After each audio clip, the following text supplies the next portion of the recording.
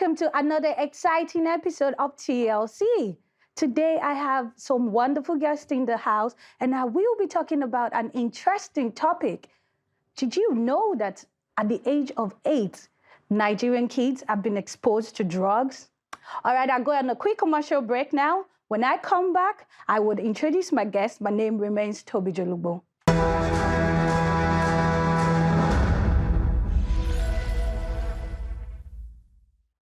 Welcome back, guys. Welcome, Passin. Thank you. Thank you for coming again to the show. That's my pleasure. Okay, so Passin, I wanted to ask you a question. When did you know that Nigerian kids now have been exposed to drugs at the age of 8? Are you aware of that? I'm not aware of. Okay. I'm not aware of the age of 8, but I know drug abuse is prevalent in the country. Like, is actually an issue right now. Okay. Yeah, it's a pandemic. So let's take a look at yourself as an example.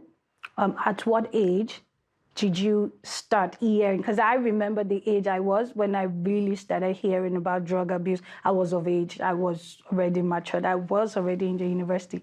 But you, being the fact that you grew up in Port Harcourt, right? Yeah, you mentioned that the last time, right? Yeah. Okay, so at what age did you think you started or you were aware of drug abuse? Yeah, growing up in a city like Port Harcourt is like is an oil city. Okay. Things that happen in oil city. Growing up, you just realize there is a lot of people who come to work. Okay. And most times, cities like that, a lot of things happen and they go hand in hand. Prostitution and drugs, they go together. Okay. So growing up, you experience a lot of, you see things you're not supposed to see as a kid. So was it at secondary school or the university you were aware of? Of course, secondary school, yeah. Secondary school, like yeah. SS? I have kids in JS3, SS1 smoking cigarettes already. Whoa. It's normal. It's normal. Okay. Yeah, it's normal, yeah. Oh, I see. Then you get to the street, you see a lot of big uncles who already abused drug, maybe when they were younger, and now they are like sick or dependent on something, and they scruffle around to get money to help themselves. So it's a regular thing you see every day on the streets of Port Harcourt. Yeah, it's a regular thing, yeah. So, but at what point has it now become a menace even to the country as a whole? Because trust me, it's everywhere now. Unlike before, I think we, the late millennials, we were not aware of it on time, because I knew the first time I knew drug was very real, so real, was when I got into university. Like the first time I had to stay outside of home and outside of Lagos. Do you understand? That was when I was so aware that, okay, so younger people at my age can actually start indulging themselves in drugs. Yep. So when did you think it became very prevalent in Nigeria? Okay, personally, I want to talk about my experience. Okay. Yeah, my mom was a nurse for 30 years. So yeah, growing up in that house, you get to see people coming in. Some people come discreetly with their kids to tell my mom, oh, my kid's been doing this, been doing that. Oh, I see. Yeah, so I get to see the effects of this thing. So already at that point, I'm exposed to this, but from a very good information point of view. Okay. So, but the general concept about drug abuse, what I think causes all these things are, let's look at these issues the way they are. Now we're gonna look at legality equates accessibility. Alcohol and nicotine are legal. Nicotine is cigarettes. Yeah, no, I understand what you're saying, but when did it become? It has always been legal. How? Alcohol is not illegal. Directly or indirectly? Alcohol is not illegal. You could go enter any bar and buy alcohol and drink. There's an age range to it. Yeah, age range, and who checks this age range at bars? Okay. Bars that have not sold anything and a kid walks in, they will sell alcohol to him. That's true. Yeah. That's true. So, who checks? Very, very important. Checks. Yeah, that's one. Then secondly, we talk about depression. We live in a country that is very, how do I say it? You go through every day trying to survive. Some people they need to find a temporary cure to these things. Okay. A temporary relief. Okay, so that comes in. Then thirdly, we look at fitting in. Fitting in, like trying to belong. Yeah, there's a saying that goes, maybe when I was in uni, people say nobody say no to a drug party. You don't say no to a drug party. Wow, fantastic. No, yeah. Then when you look at things like fitting in, like people invite you, they think you're a cool person to invite to, you won't say nothing, you come to a drug party. Okay. So these are the causes of drug abuse. So then, if you don't belong, they say, if you don't beat them, you join them. Yeah, if I see you looking at me and I feel like you're judging me or you go to hellfire, I won't invite you next time. So do you get my point? So fitting in causes it, legality causes it gives accessibility. And funny enough, in Nigeria as a place, let's talk about numbers. Okay. We could say worldwide, World Health Organization, they drop these numbers. They say 6 million deaths from alcohol alone. Yes. 2.5 million deaths from prescribed drugs like opioid and fentanyl. A couple of crazy numbers, right? I guess. But strange enough, I don't think those illegal drugs have more effect than legal drugs. Legal drugs leave more trauma in people and causes more abuse in Nigeria. So which one do you term as legal drugs? Legal drugs, cigarette is a drug, but it's legal. Okay. Alcohol is people abuse alcohol as well. Oh, yeah, but it's that's still true. legal, Okay. right? Then let's talk about prescribed drugs. For example, you go to the hospital, or they give you painkillers and all that, right? At first, you start using them, but these things are easy to get You addicted can to. abuse it over time. Maybe you stop having the headaches, but you like the feeling, leaves you, makes you blank and get numb when shit is going wrong, right? So you keep going on until you start having withdrawal symptoms when you don't have it. So these things that causes this causes our abuse, a lot of abuse, yeah. Okay, I think, and also tramadol? Yeah, tramadol, I'll categorize tramadol as these prescription drugs. Okay. Tramadol falls into prescription drugs. You see people doing ecstasy, LSD, tramadol, ecstasy they call molly, which is regular. It's a party drug. Lot. Yeah, it's a party drug. People say, oh, okay, I'm not even talking about marijuana right now. Okay, I think you should hold on that. All right, okay, cool. I'll take a break and I come and introduce my new guest and we'll take it from there. All right, I'll take a quick commercial break and when I'm back, I'll meet with my new guest and we'll start the conversation again.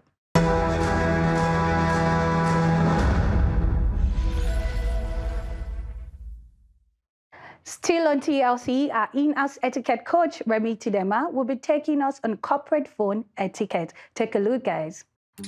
So this made me laugh. So what does it mean to laugh and snort? So I'll give you an example. So something like that. I don't know how to do it, but you get what I mean. So if you're a lady that snorts when she laughs, I'll say it's something you can work on because it can be very embarrassing. Imagine you're out with people and you're doing that. What it does is it brings attention to you. Everybody quickly looks at you and they're wondering why you're laughing like that. And it is embarrassing for you. So what I would say is this is something that can be worked on. You can teach yourself to laugh without snorting so that you're not embarrassing yourself in public.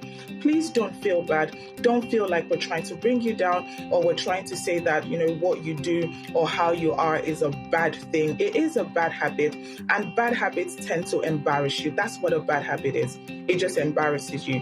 So try to work on it. Teach yourself to laugh without snorting.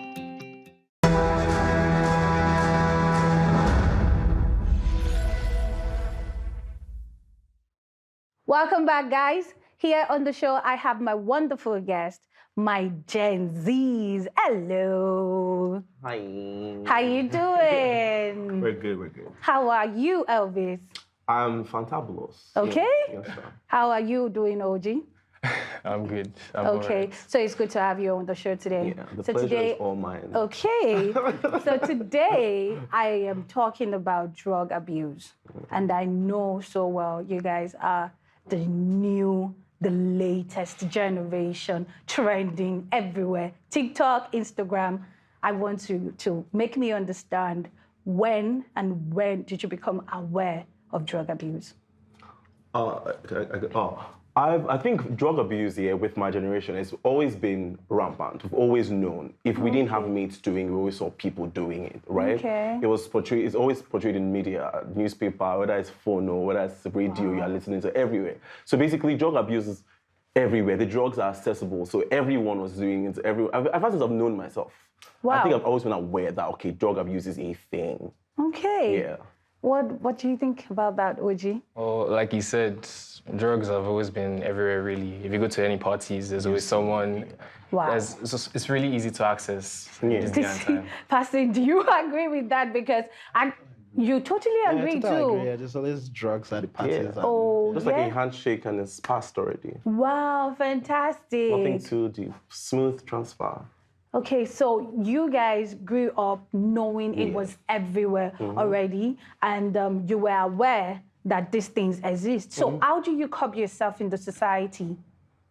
You know when people always say drug abuse, the first thing they go on Say is no like, to drugs. yeah, you understand. Try to be like, oh, I'm an activist and all of that. But in the real sense of it, yeah, if you want to like be seemingly cool, right, or you want to appear like you are in the know, you are a cool boy, you kind of have to delve into these things. So I'm a good boy, I'm a pastor in my church. So Okay. we don't really need to do it. You don't need to go to all this. I'm just kidding. But you get, for you to be cool to so many people, right? to suit You do many have in the to society. sometimes succumb to Doing this that. peer pressure to like Okay. take this stuff. Yeah, sometimes. What of you, OG? He's just saying everything today. Okay.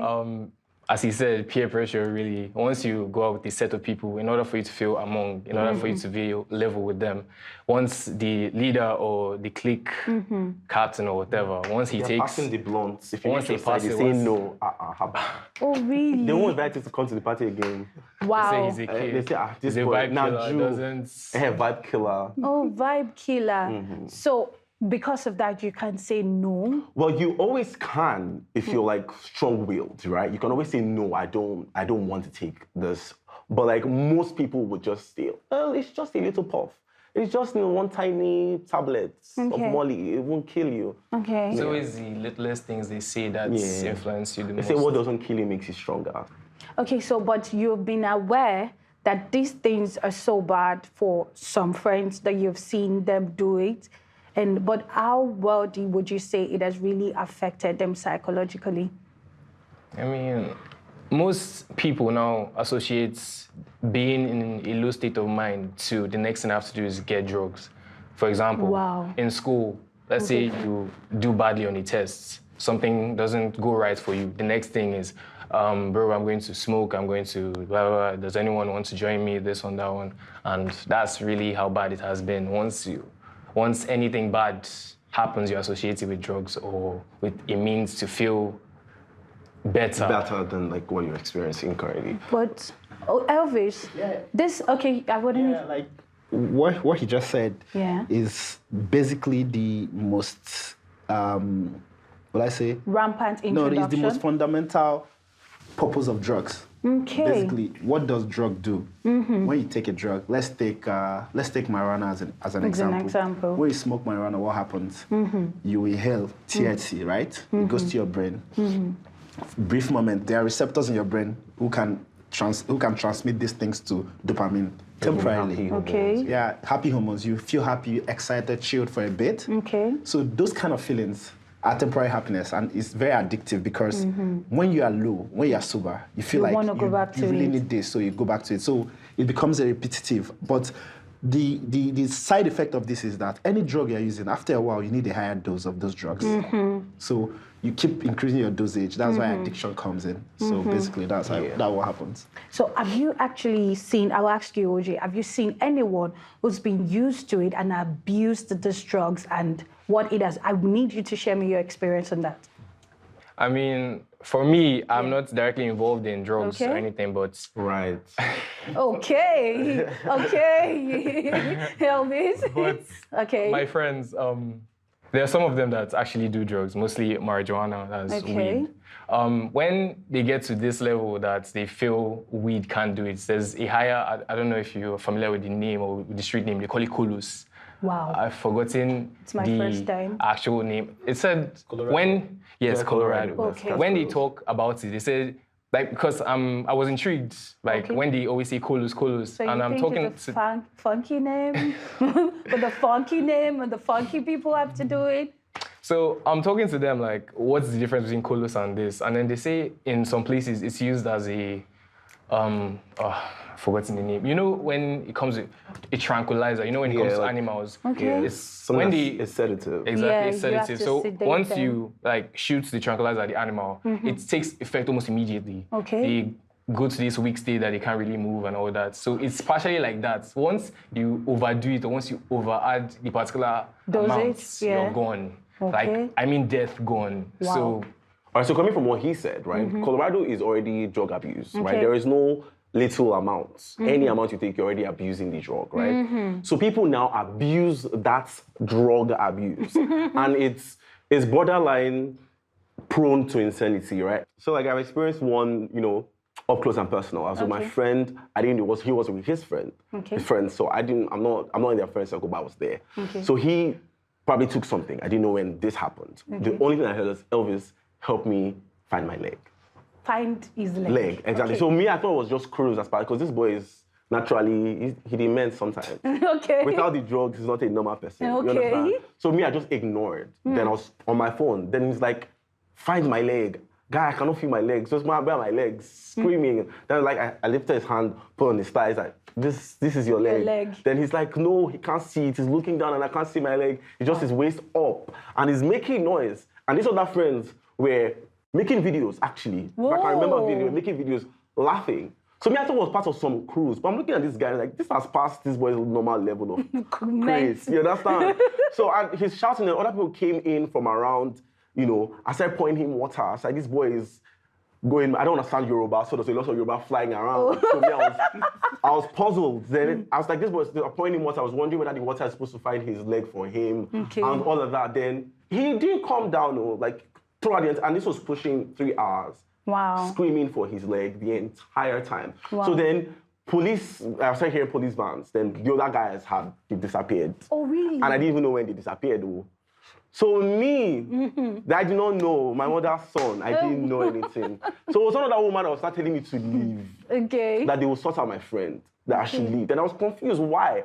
It was not someone that told me that this guy is on drugs right now. Wow. And if the cops come, they will carry all of us together. Yeah. So me, I didn't exactly leave, I just was watching from afar. Okay. So I'll see what will happen to this, my friend. Okay. Then throughout the entire time, they took him out of there. He was still quite frantic, losing his mind. Then came back the other time, I was like, he came back like the next 2 days actually. Because his parents came to the hospital because they thought he was, the parents are really superstitious. So they thought it was village people. Oh. And I think that's the gist that the boy told them. Oh, yeah? That he just lost his mind for like a little minute. So it was devil at work. The devil did not work. The devil was minding his business. This one is his own work. He went and took it. I see. Colorado is not beans. Wow. I know about 3 out of 10 ladies actually are so used to drugs now, and I'm sure you're aware of them. Why do you think this is so rampant amongst the ladies, even than men? Yeah, like, I don't think drug abuse is gender specific. Whoa. But these things boil down to basic things. Basic, it could be self-medication, it could be availability, it could be fitting in, it could be a couple of things. So you are saying there are reasons as to why they do what they do? Yeah, people don't just start taking drugs because they just want to take drugs. A lot of reasons are behind people taking drugs. And when we're talking about drug abuse, and there are some drugs we don't talk about that the problems of those drugs are killing the society more. We hardly talk about drugs like crack, which is really cheap. Wow. Well, crack is cheap. not like cheap compared to some other drugs. Like you could easily, okay, let's say Lagos, for example. Wow. Drug accessibility like cocaine and crack is not so hard to get. Wow. Yeah, it's not. If you need a drug, if you need crack or cocaine tonight, you could get a link that will give you drug or cocaine tonight. Yeah, so what I'm just saying is, the problem is not generally because it's not because of the gender. It's not gender, but availability and situations that put you in where you have to use drugs. Yeah, so we have to look at those. We have to look at those specifically, and with that, we can know how to tackle them. But I think that's the reason. So yeah, ladies taking drugs and all that is normal. Most times, every house party or whatever it is. You see ladies do that. People make plans, like you're making plans to get food, you're making plans to get drugs. Okay, Yeah, I so- see. OG, I want to find out from you. Do you know ladies that, ladies take drugs? You're aware ladies? I mean, personally, I don't know any girls that take drugs, but it's very obvious that girls do take drugs, as you've seen on social media. You've seen it along the streets. You've seen it everywhere, really, especially at parties. Once the girls come in cliques, most times girls are already coming into parties drunk because they drink from home. So from there, I don't know, it's like this mentality that we're coming here to have fun, so why should we come sober or something like that? So from there on, it just escalates very fast. So, Elvis, do you think you've seen more of ladies take drugs than the male now? I mean, I feel like it's a more balanced, perspective for me. I see men, I see women, everybody. I see everybody. Share me It sounds very terrible me saying I see everybody, but yeah, there's this particular drug here. I know this person from someone else, right? This particular drug, I don't know what the name is, but this girl is skinny. She's anorexic. She doesn't like the fact that she's skinny. She wants to be bigger. So there's this particular drug that's supposed to make you bigger, like curvier. Wow. You understand? And I wouldn't want to call her an addict because I'm not a doctor, right? But she depends on this drug. Wow. You understand? So she takes it for like a stipulated time, then all of a sudden she's back on it. Let's say she loses the weight back and she goes back randomly, and I know for a fact that's not healthy. She depends on it. This one also gets her high. Okay. She abuses this drug to look a certain way. At what age? She's pretty young. If she's in my friend circle, she should be around 21, from 19 to 23. Wow. Around that age. I don't know how old exactly she is. And she's concerned so much about her shape and what she looks like. It's at this age that most people are, like, everybody wants to look attractive and the body standard and all of that. Have you tasted drugs before? Like paracetamol? No, I don't mean, you know what I mean. You know what I mean, not paracetamol. Well, no. I feel like I can beat my chest. I've been in, technically, my friends say that if you're in a room where people have done weed, technically you have. So based on that, maybe yes, because I've been in a room where everybody was smoking. The only air we can breathe is weed air. So yes, I've been in a room where it has happened before, but I didn't. So you by association? Yes, by association. My mommy, I'm sorry. Okay, OG, have you actually tasted drugs before? No. Sincerely? Sincerely, You're sure? Not because we're on TV? I don't trust him. People look at me and see that. So how do you keep yourself sane to not taking, despite the society, despite friends actually introduce you to this? Yeah, we've been talking so much about fun drugs, right? Marijuana is a fun drug. Ecstasy molly is a fun drug. Yeah, most of them, like, the addiction level is not as much as those I'm trying to talk about. Okay. So what I'm trying to talk about is let's talk about depression. Okay. A lot of people, depression is a mental illness that most people don't get properly diagnosed from. True. They tend to find ways to temporarily hold it off, not knowing exactly what they're fighting. True. So they dabble into, maybe start with gateway drugs like marijuana, in small doses, time at different periodic times. Okay. Then they go to parties and try molly because it gives them euphoria feelings and they want to chill. Yeah, but then at a point when maybe prescription drugs are not coming as it's supposed to come, they try to try something harder. Yeah, somebody say, oh, try crack. People don't really know. Okay. You don't need to do crack more than 4 times or 2 times or 3 times to get addicted. Sometimes it might be twice. I'm not exaggerating. I get you. Yeah, I'm saying from experience. It might be twice. Okay. Coke might be twice, or maybe 2-3 times in a period of 2 weeks. Wow. And you say you're hooked on this thing. And you start looking for I see it people doing a gram, 1.5, 2 grams every 2-3 days. Wow. These things keep you awake, and from there you move to other things. I see. Yeah, you move to LSD. Some people call it you are trying to take a journey. We're going on a trip. CEOs, CEOs do this. Wow. Okay, like I was reading about an interview on Bloomberg about a CEO in Silicon Valley. Okay. Took out like 2 weeks to go on a journey on LSD, experimenting LSD. Wow. Telling you how it makes them more creative, more assertive, more different. You know, when he's back after 2 weeks. You can't just get a hook off it. People go to rehabs. There's rehabs everywhere in the world. Yeah, I get it. Yeah, they're I expensive. totally People don't try going to things like that because it's quite expensive. There is a lot of stigmatization on it. Yeah, true. So, yeah, there's a whole lot we could do. But I think if we're not focusing on the fun part of drugs, there are really terrible, serious parts. Okay. We've not even talked about heroin. We've not talked about crystal meth. These things are available on the street. Okay. Now, peculiarly, Nigeria has a peculiar study. Yeah. Why I'm not so hard on people, a lot of people need help. For you to start, oh, we need to curb these drugs. We're not going to talk, oh, you have to stop taking drugs, or the police will round you off, or those things are not productive at the long run. If you want a long run, we need to start organizations, NGOs, who focus on taking people off the street, giving people proper treatment, proper diagnosis of how to handle depression. And if I'm not exaggerating, every 2 out of 3 people in Lagos is depressed. Okay. Yeah, so Thank you, Pastor. I want to find out, how do you think we can curb these things? It's been established already that the society and the accessibility of drugs is one of the reasons why it's been common and it's been rampant. For us to have a sane society, how do you think we can actually curb this from being accessible? I feel like the media and the government has like a lot of roles to play. Like, you're doing one of your amazing roles right now. Thank you. Informing people that, okay, this is an actual thing. Yeah, that exists. People need to know that, okay, this because is... some parents still stay in denial. Yeah, exactly. Your child is not a saint. Anybody, there's nothing in my DNA that says, oh, I'm likely to be addicted to drugs. You understand? Okay. It can happen to anybody. So I feel the government needs to, put it out there, inform people. You understand? And also make therapy affordable.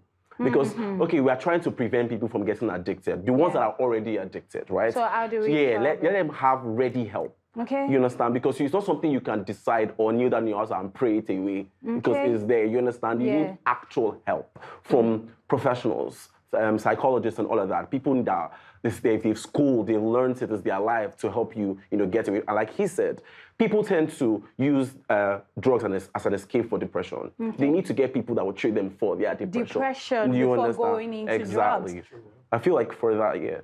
And in schools, put it in the curriculum, drug abuse and drug prevention, even for the ones that have already been addicted. Okay. How to, navigate life after drug addiction. I feel we live in a more saner Lagos, Nigeria generally. I see. Thank you. Oji, how do you think we can actually curb this majorly from schools and friends introducing it to other friends? Because I think it was always someone introducing to the other person. I've never really heard someone say, it came to me, or I walked, or I experimented it. It's always, try this. Try this, is going to make you feel this way. So how do you think we can prevent that? Or as Elvis has said, they need to make help available, not just affordable. They need to make it available because we lack the facilities in Nigeria. Okay. It's been said that, okay, you can say not depression as a whole, because depression is a disease. You need help for depression. But you would feel that I'm not feeling all right. There's something wrong with me, not in a medical sense or... But when you're not feeling, should I say, psychologically, the vibe, the mood. Okay. And then you can't just talk to anyone. For example, in the normal Nigerian household, how many children can actually go to their parents and say, Mom, Dad, I'm feeling this kind of way, and expect the right response? Most parents will be like, what are you saying? Jesus, the Holy Spirit. You know what I'm saying? You actually need help from facilities, and our government should help to put that into action. So that's the major thing, I think. To add to what he said, there is a part we don't talk about. We don't talk about availability. Let me give you an example. Okay. You go to ShopRite. Yeah. Sometimes you want to buy bread, they don't have bread. Okay. You want to buy, let's say, milk. Okay. They don't have milk. They say it's out. Yeah. You can never call your dealer. And he's out. And tell your dealer you want marijuana. Wow. You want cocaine, you want crack, you want meth. And he never tells you it's always available. What does that tell you? That it's available. That the supply is higher than the demand. And if the supply is higher than the demand, why? Because these things are not being produced here. I move from one point to another. It's being channeled. And every day we hear of police brutality. Oh, they caught one guy with 1 gram of weed that he wants to smoke. This is somebody who wants to just smoke and get high. Okay. Somebody brings in a trailer load of this thing into the city, and the police will not see this person. Wow. It's obvious. I'm not trying to accuse anybody, but I'm just saying it's obvious that These things are... Some high-top people. These are cartel, right? They make it so easy, meaning that they have a supply chain that is better than the biggest FCMG group in the whole country. Wow. It's an organized crime. Can you imagine? So we have to start from those places. Then before we talk about how NDLA bust into people's houses in the midnight to just catching and arresting someone for just one strand. Exactly the point. That's not how we should fight these things. We are going about the wrong way. Instead of attacking like the one, let's go to the source. Go to the yes. Let's not have. It's a harder. We don't need to have 3,000 tons of marijuana in Lagos. Wow. We don't need to have it. If we do have that, why don't we just legalize it? Then regulate it everywhere. Legalize it, regulate it. A lot of countries have legalized marijuana, and they're making shitloads of money from taxes, investments, and all from it. So we need to look at these things from a progressive way. Like, let's stop this whole 1918 way of chasing people around, I don't think it's productive. It didn't get us anywhere. Like, more people are using drugs this today. They're becoming more like, aware if we have 10 adults, I'm guaranteeing you, I'm not saying if buts or maybes, absolute 8 is using drugs. Whoa. 9.8. That's remaining so. So let's just be realistic in the way we go about it. Yeah, that's what I think. Wow, that is so much revelation I have found out. I found out from late millennial. I found out from the Gen Zs, and I'm just. We have a common ground actually.